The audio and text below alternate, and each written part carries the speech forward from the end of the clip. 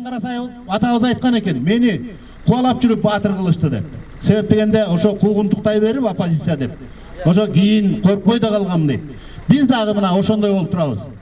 Садырды мына бизди 2010-жылдан бери куугунтуктап келатат.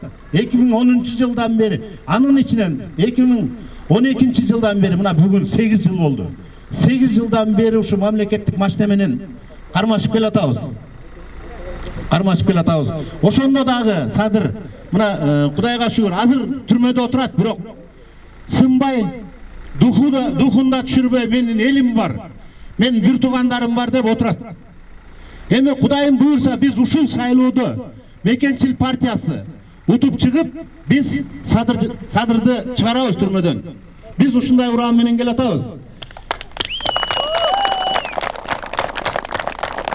Биз Жапаровтар үй бүлөбүз менен бирөө саясатта болуп атат, ошол жетет дегенбиз.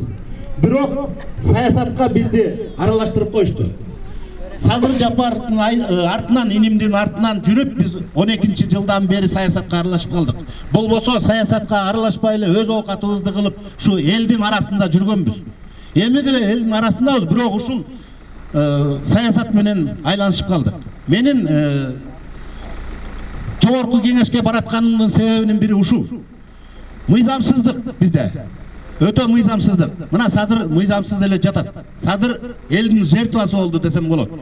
Себеби дегенде кум төрдү көтөрүп чыгып, бүт ийне жибине чейин алып чыгып, мамлекетке өткөзүп алабыз дегенде, мамлекеттик мафия бар экен. Мына ошолордун айынан ала албай калдык. Эл дагы туура түшүнбөй калды. Бизди ошол кезде абдан жаманатты кылышты. Эл душманы кылды. КТР менен ЛТРден күнүгө жаманатты кылып атып, бизди элге өтө жаман көрсөттү.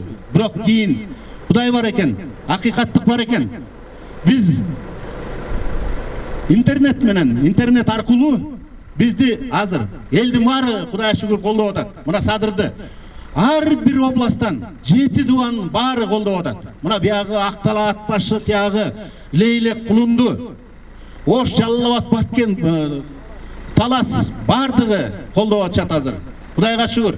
Эми биз буган чейин 2012-жылдан бери эмне деген митинг, пикет кылдык, бирок эчтекеге жете алган жокпуз. Мына кышында кол дагы топтоп көрдүк. Азыр ошол кол топтоп кышында чуркап жүргөндөрдүн баары бир топ ушул жерде турат. Көл тегерете келишти. Жана Нарындан дагы, Чүйдөн дагы келишти. Мына алар өзлөрүнүн эмесин айтат азыр. Кудай буйрса. 800 миңден ашык кол топтоп турбуз, бирок андан эч жыйынтык чыгара алган жокпуз. Эң негизгиси эми ушул силердин колдооңорго муктажбыз. Бир добушуңарды аябай мекенчилерге берсеңиздер, биз Садырды чыгарып алабыз, Кудайым буйрса.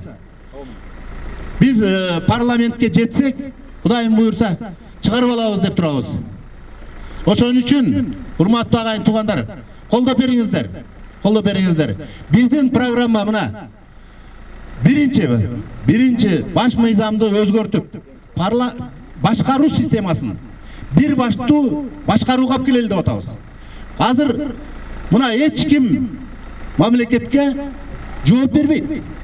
Биз айтып атабыз, премьер-министр жоюлсун деп.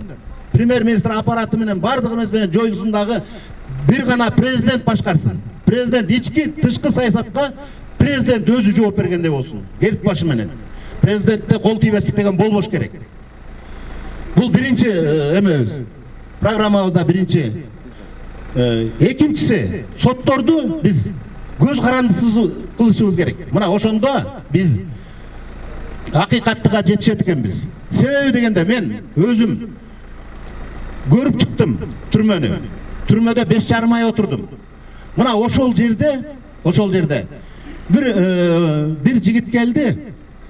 Магазинден болгону бир баягы ол-90 кыймылдап 3 бөтөлкө арак сындырып алган экен. 3 бөтөлкө арак сындырып алган жигитти алып келип 2 айга камап койду. Андан кийинки тагдыры эмне болду билбейм. 2000 сом сотка уурдаган баланы 8 жылга кесип жиберди. Булардын баарын биздин мамлекет багып отурат. 2000 сомдук эми сотка уурдайт деп дагы 8 жылга жибереби? А 8 жыл аны мамлекет багып атат. Биздин чөнтөгүбүздөн багып атабыз ошолордун баарын. Мына ошондой акыйкатсыз жаткан, жана результатка деп алып барып сотто ийген балдар дагы жатат. Алардын баарын өз көзүм менен көрүп чыктым мен. Мен 5,5 ай отурдум, бирок мени соттой алышкан жок, уялышты окшойт. Эч кандай эме жок, актап чыгышты. Жанагы результатка кеткен балдар болсо карапайым элдин балдары. Ошолор адвокат жалдай албай, адвокат жалдай ал десе акчасы жок. Ошондон соттолуп кетип атышат баары тең. Биздин мына Садырдын билинип калганы саясатчы болгону. Жана саясатчылардын баары Садырды маселесин ошол көтөрүп чыкканы. Ошон үчүн билинип отурат. Болбосо билинбей отурган 60-70% карапайым элдер бар ошол жерде.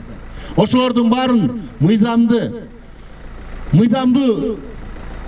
чыгарышыбыз керек алардын баарын. Биз барсак ошолордун баарын ревизия кылып, ушундай күнөөсүз отургандардын баарын чыгарабыз.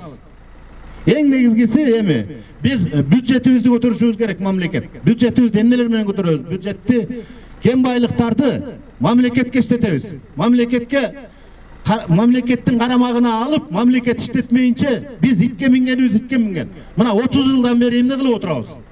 Эмне болуп отурабыз?